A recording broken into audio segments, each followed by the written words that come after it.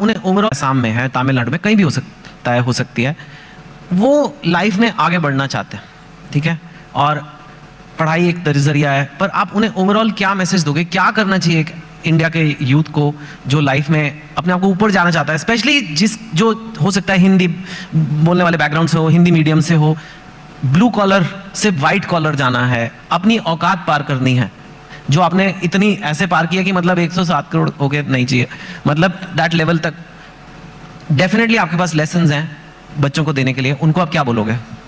देखिए, आजकल के लड़कों के पास ना डिस्ट्रैक्शन बहुत ज्यादा हो गया है।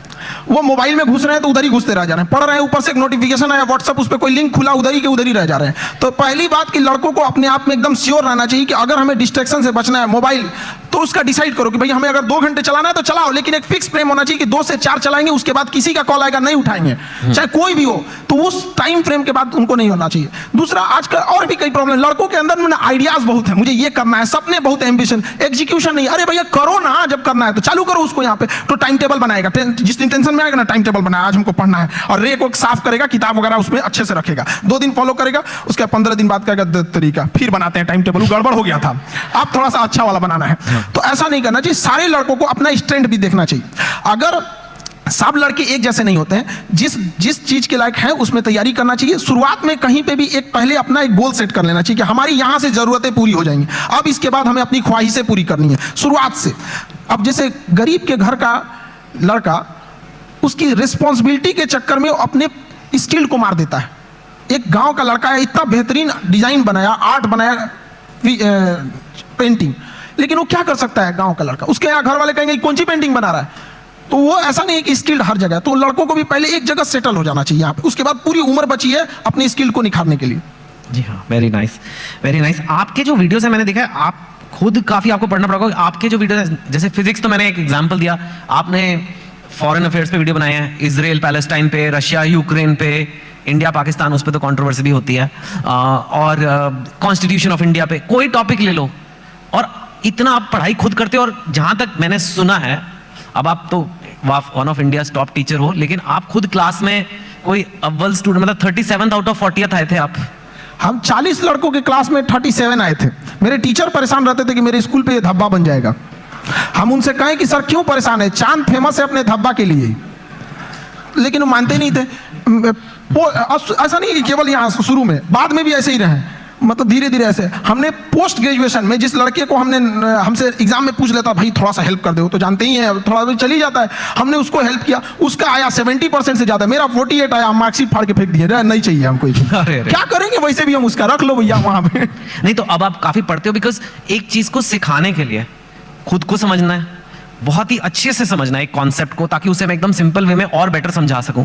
तो आप खुद काफी पढ़ते हो, खुद काफी स्टडी करते हो? काफी, इसके लिए बहुत मेहनत करना पड़ता है। और कई बार हमें लगा कि हम किसी टीम को लगा देंगे, वो टीम हमसे परेशान होकर भाग जाती है कि भैया इनके साथ झेलना बड़ा मुश्किल है, ये क्या क्या चीजों की रिक्वायरमेंट है, तो उसके लिए थोड़ा बैकग्राउंड में मेहनत ज्यादा करना रहता है।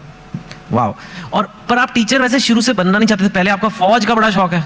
आज भी मेरा शौक फौज का है, मतलब आज भी हमारी ख्वाहिश वही है, आज भी मौका मिले तो वहीं चले जाए। लेकिन मेरा ना हाथ काफी टेढ़ा है यहाँ पे, तो इतना टेढ़ा है, उन लोगों को लगा, मतलब आप गए थे? हाँ, एनडीए का एग्जाम दिए, यूपीएससी लेती है, हम सारे लोगों को पता है, देखिए यूपीएससी एग्जाम लेती है, और इसका फीस भी 150 रुपए का फॉर्म आया उस समय एनडीए का, हम लोग के समय। लोगों को लगा कि, तो हमको सब लोगों को लगा कि अभी फौजी बन जाएगा, लेफ्टिनेंट। हम गए वहां से, बाद में पता चला ये गड़बड़ है, तो रिजेक्ट हो गए। हालांकि ऐसा नहीं है कि उन लोग सेलेक्ट कर लेते तो अच्छा ही करते हैं वहां पे। कभी कभी हमने फौज पे, हथियारों पे, मिसाइल पे ऐसी वीडियोस बना देते हैं कि लोग हमको उधर से फोन आने लगता है, यार इतना थोड़ी बताना है, आप इतना भी मत बता दो वहां पे। और फिर उसके बाद आपने ये शुरू किया। मुझे एक बात बताइए, अब हम जनरल बातें करते हैं, हाँ, एक दो। आप बिहार से हैं, और बिहार को शायद आपसे अच्छा तो यूपीएससी की तैयारी कराते हैं। सपोज करिए जैसे साउथ की स्टेट्स हैं या कहीं से काफी कम है, और ऐसा हिस्टोरिकली नहीं था, नहीं। तो क्यों है ऐसा, और कैसे बदला जा सकता है?